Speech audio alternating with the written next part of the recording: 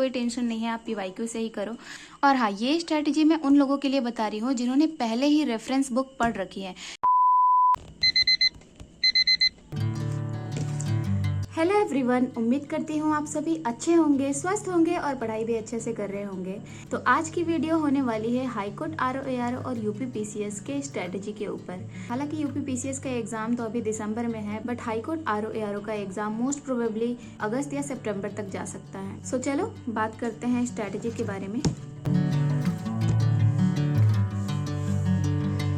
So guys, specially आप लोगों के रिक्वेस्ट पर ही मैं ये स्ट्रेटजी शेयर कर रही हूँ। हालांकि सबकी स्ट्रेटजी अपनी अलग अलग होती है एंड तो ये मेरी स्ट्रेटजी है और इसी स्ट्रेटजी को मैं फॉलो कर रही हूँ, तो ये मैं आप लोगों के साथ शेयर कर रही हूँ। तो यूपी पीसीएस और हाईकोर्ट आरओ का एग्जाम दोनों एक साथ किस तरीके से प्रिपेयर करें, तो इसके लिए सबसे पहले आप सिलेबस देखो। यूपी पीसीएस और हाईकोर्ट आरओ का जो पहला पेपर है उसका जीएस एकदम सेम है, तो इसके लिए आपको अलग अलग जीएस पढ़ने की जरूरत नहीं है। तो जीएस एक साथ रेडी करना है पीवाईक्यू के थ्रू, ठीक है।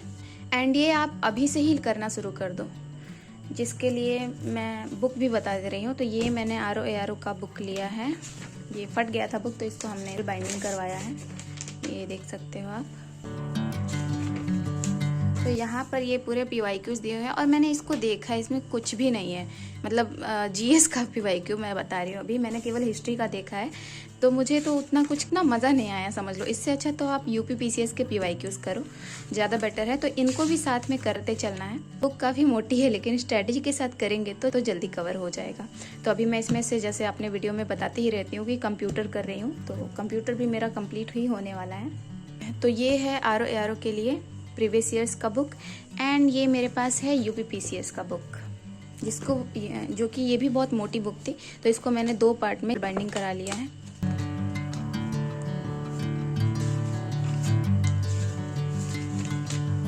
तो ये 1991 से यहाँ प्रीवियस ईयर्स दिए हुए हैं, तो भाई पढ़ना तो पड़ेगा ही एग्ज़ाम निकालना है तो पढ़ना पड़ेगा। तो जीएस के लिए तो कोई टेंशन नहीं है, आप पीवाईक्यू से ही करो। और हाँ, ये स्ट्रैटेजी मैं उन लोगों के लिए बता रही हूँ जिन्होंने पहले ही रेफरेंस बुक पढ़ रखी है, और जिन्होंने नहीं पढ़ रखी है तो आपको पहले कोई रेफरेंस बुक से अपने बेसिक क्लियर करने होंगे, उसके बाद ही आप पीवाईक्यू करो, अदरवाइज पीवाईक्यू आपको समझ में नहीं आएगा। और हाईकोर्ट आरओ में अलग से पूछता है कंप्यूटर, इंग्लिश एंड रीजनिंग, इसका भी अच्छा खासा वेटेज है। तो कंप्यूटर के लिए भी आप पीवाईक्यूज फॉलो करो आरओ के।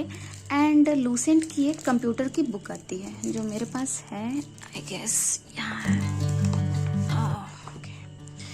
तो ये मैंने लूसेंट की कंप्यूटर की बुक ली थी, जो कि काफ़ी अच्छी है।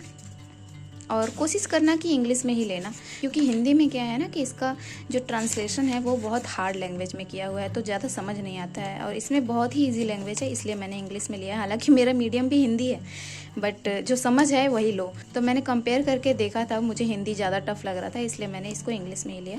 तो ये बुक काफ़ी अच्छी है। एंड गाइज, इसी बुक को पढ़ के और मैंने यूट्यूब से वीडियो देख करके अभी हाल ही में CCC का एग्ज़ाम दिया था, जो कि मैं B ग्रेड से पास हो गई हूँ, तो ये भी बहुत अच्छी बात है, इसलिए मैंने आरओ का फॉर्म भर दिया था।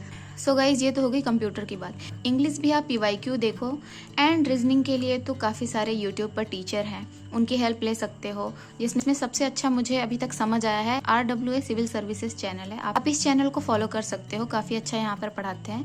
यूपी पीसीएस मेंस के लिए डेली आंसर राइटिंग प्रैक्टिस करनी है अभी से ही। मैंने स्टार्ट किया है यूपी स्पेशल GS 5 से, अभी थोड़ा बहुत अभी ही लिखना शुरू करो, डेली 1 पेज आंसर राइटिंग करो। शुरुआत करना है तो 1 पेज से काफ़ी है।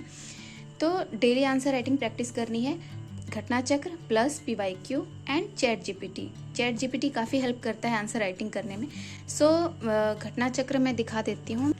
तो ये है मेरे पास घटना चक्र पब्लिकेशन का, इसी तरह मैंने सारे जीएस के ले रखे हैं। तो अभी मैं बस इसी को प्रैक्टिस कर रही हूँ।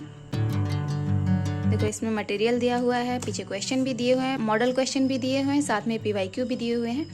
और पीवाईक्यू की एक अलग से बुक भी आती है मेंस के लिए, तो आप वो भी ले सकते हो। तो डेली 1 पेज आंसर राइटिंग करनी है। ये हो गया मेंस की स्ट्रेटजी। एंड अब बात करते हैं हाईकोर्ट आरओ मेंस के लिए। सबसे पहले हम इसका जब सिलेबस देखेंगे, यहाँ मैं स्क्रीन पर लगा दे रही हूँ, मुझे सिलेबस मिल नहीं रहा था कहाँ से डाउनलोड करूँ, तो मैंने भी एक जगह से स्क्रीनशॉट लिया है इसे। तो आप देखेंगे इसके सिलेबस में एस्से राइटिंग है, एंड पैसेज है, उसके बाद प्रेसी राइटिंग है एंड ट्रांसलेशन है Hindi to English and English to Hindi. तो इसके लिए फ़िलहाल मैं अभी फॉलो कर रही हूँ RWA civil services and English with Rani ma'am channel को। तो ऑनेस्टली बताऊँ तो अभी मुझे इसका बहुत आइडिया नहीं है, अभी मेरा ज़्यादा फोकस प्री पर है। ये निकल जाएगा और ऐसा नहीं है कि ज़्यादा फोकस नहीं है तो मैं इसके लिए कुछ नहीं कर रही हूँ। थोड़ा बहुत जो इन चैनल पर वीडियोस डलती हैं देखती हूँ डेली, एंड बेसिक इंग्लिश की class English with Rani ma'am से कर रही हूँ। एंड मैंने इसी चैनल पर देखा था इंग्लिश की क्लासेस, तो सर का कहना था इंग्लिश के लिए आप SSC इंग्लिश के PYQs भी देखो साथ में, तो ये भी हो जाएगा। थोड़ा टफ है बट इम्पॉसिबल नहीं है, हो जाएगा। एंड तीसरे भाग पर आते हैं टाइपिंग के लिए आपको डेली 1 आवर प्रैक्टिस करना है। मैं अपनी बात बताऊं तो करती थी बीच में, पर अभी मेरे पास लैपटॉप नहीं है, इसकी वजह से मैंने प्रैक्टिस कुछ दिन के लिए रोक रखा है। बट जैसे ही मेरे पास लैपटॉप आ जाएगा मैं डेली 1 आवर प्रैक्टिस भी करूँगी। एंड मोस्ट इम्पॉर्टेंट रिवीजन, कुछ कितना भी पढ़ो आप, रिवीजन मस्ट है, क्योंकि जब आप रिवीजन नहीं करोगे तो चीज़ें सस्टेन नहीं रहेंगी। सबसे ज़्यादा इंपॉर्टेंट है कि जो भी आप पढ़ रहे हो आपके दिमाग में वो चीज़ रहे। एंड करंट के लिए RO के लिए अगस्त 2025 से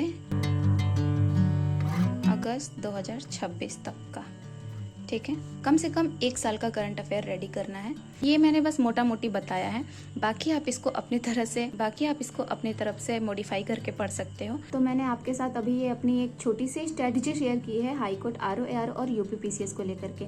UPPCS का एग्जाम अभी दिसंबर में लगा हुआ है, पहले RO का एग्जाम लगा हुआ है, तो इस पर ही ज़्यादा फोकस करें। GS तो दोनों का सेम है, तो उसके लिए तो कुछ टेंशन नहीं लेना है। आप RO के लिए पढ़ोगे ऑटोमेटिकली आपका UPPCS का भी तैयार हो जाएगा। बस इसमें मेन है इंग्लिश, कंप्यूटर, रीजनिंग। तो देखो इंग्लिश और रीजनिंग तो आपको CSET में भी पढ़ना ही पड़ेगा, तो सिलेबस लगभग सेम है। बाकी इसमें जो अंतर है मेंस के सिलेबस में है।